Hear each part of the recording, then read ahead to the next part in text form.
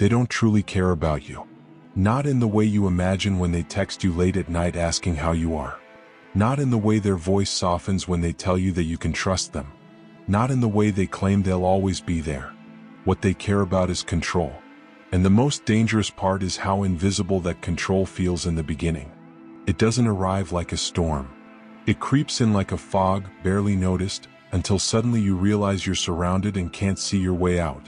Control doesn't start with chains or shouting. It starts with something deceptively beautiful: attention. They give you so much of it that you feel special, chosen, maybe even loved. And in a world where everyone is distracted, where real listening feels rare, it's easy to mistake their hunger for possession as genuine care. They study you.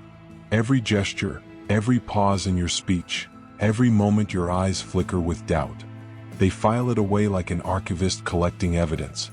When you talk about your fears, they lean closer, not because they want to ease them, but because those fears are keys. And the more keys they gather, the easier it becomes to lock you inside a prison you won't even see being built around you. It often begins with small tests. They might ask where you've been, who you were with, but framed as concern. They might encourage you to vent about others, to subtly isolate you by suggesting no one else understands you quite like they do. At first, it feels flattering, even comforting. Slowly, imperceptibly, it becomes dependence. You don't share everything with them because you want to, you share it because you feel you have to. Their curiosity is relentless, but masked with warmth.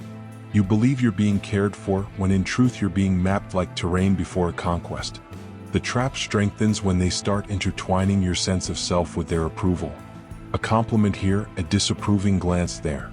You find yourself adjusting tiny shifts in words, choices, even motos, because you don't want to lose the sense of safety they've manufactured. The irony is that this safety was never real. It was bait. What they provide with one hand, they can withdraw with the other, and once you've tasted it, you'll do almost anything not to feel its absence. This is the paradox of control. It convinces you that you're free. You tell yourself you're choosing to rely on them, choosing to confide, choosing to stay close. But the truth is that your choices have been shaped, step by step, by their subtle influence. They don't have to demand obedience. They make you believe obedience was your own idea. And that is the purest, most insidious form of domination, one that doesn't fight your will, but rewrites it. Pay close attention and you'll see the tells. Their so-called advice always positions them as the authority. Their reassurances come with undertones that make you question your own strength. Their interest feels endless, but it's never quite selfless. There's always a return expected, even if unspoken. And when you resist, when you try to reassert yourself, the mask slips. What was once gentle concern turns sharp. Suddenly you're accused of being ungrateful, disloyal, even cruel. The script flips, and you're made to feel guilty for not appreciating everything they've supposedly given you. That's the heart of it. They don't truly care about you because care implies freedom. Real care means wanting you to thrive even if it's without them, to grow even if it means outgrowing their presence. But they can't allow that. To them, your independence is a threat because independence means they lose their grip. So they craft a version of care that chains instead of liberates. They offer comfort that suffocates. They create intimacy that's really surveillance. And the longer you stay, the deeper the hooks sink in. You may think this sounds too sinister, too exaggerated. But remember this, power games rarely look like power games when you're living inside them. They look like relationships, friendships, even families. They look ordinary, normal, safe. And that's exactly why they work. By the time you begin to question the sincerity of their care, you've already handed over the pieces of yourself they needed most. The illusion of care is so powerful because it plays on the most basic human need: connection. We are wired to seek it, to depend on it, to find safety in the presence of another. That is exactly what makes this form of control so effective. It doesn't fight your nature, it exploits it. And once they have that leverage, they don't need to shout, they don't need to restrain. They can manipulate in silence, with nothing more than a glance, a pause, or a carefully chosen word. Think about how they react when you try to assert yourself. You say no, and suddenly the temperature in the room shifts. Their smile fades, not dramatically, but enough that you feel the drop. You sense the withdrawal, the disappointment, maybe even the suggestion that you've betrayed them. And because you've been conditioned to crave their approval, the discomfort eats at you. You begin to wonder if maybe you shouldn't have said no.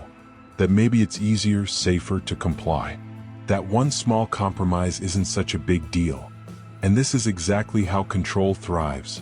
Not through open battle, but through subtle erosion. 1,000 small concessions until you don't realize how much ground you've lost. It's rarely about one single decision. It's about the cumulative weight of them.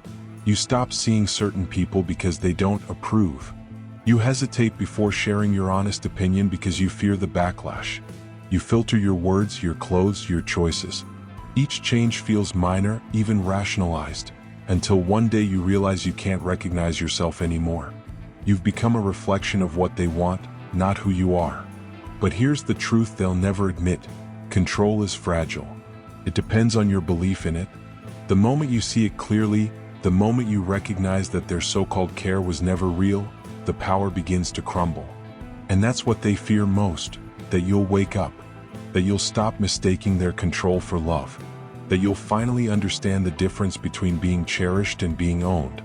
Escaping isn't easy because by the time you realize what's happening, you're already tangled in their web of guilt and obligation. They will play the victim. They will tell you that you're abandoning them, betraying them, that no one else will ever understand you the way they do. These are not truths. They are weapons, designed to keep you exactly where they want you, close enough to control but too trapped to leave. You must remember, people who truly care don't make you question your worth. They don't punish your independence. They don't need to monitor, to test, to manipulate. Genuine care is steady, consistent, and freeing. Anything less is theater. And behind the curtain, the motive is not love, it's possession.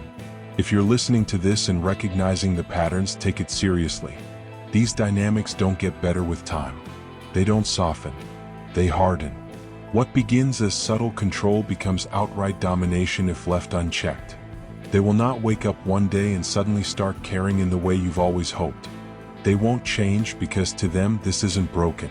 It's exactly the outcome they wanted. So the question becomes, what do you want? Do you want to keep living inside a cage painted to look like safety, or do you want to reclaim your freedom, even if it means facing the loneliness of detachment at first? Because make no mistake, the loneliness of leaving is temporary. The emptiness of staying lasts forever. This is not just about romantic relationships. It's about friendships, families, workplaces, anywhere control can masquerade as care. The colleague who mentors you but undermines your confidence. The parent who calls it protection but really means domination. The friend who insists they know you better than you know yourself. It's all the same game. Different roles, same script. And the only way to win is to stop playing. Stop feeding the illusion with compliance. Stop seeking validation from someone who only grants it when it serves their hold over you. Stop mistaking attention for affection. When you break that pattern, when you finally see that their care was nothing more than camouflage, the fog begins to lift. And with every step away, you reclaim what they feared you would: your independence, your clarity, your power. Because in the end, the harsh truth is this: they don't truly care about you. They never did. They cared about the control they could extract from you, the dominance they could maintain, the identity they could mold. And the sooner you face that, the sooner you can walk away from the chains disguised as comfort. Freedom isn't something they can give you, it's something you take back the moment you decide their control no longer defines you. If you want to keep uncovering the tactics they don't want you to know, subscribe, drop a comment, and watch the next video. Because the game of control never ends.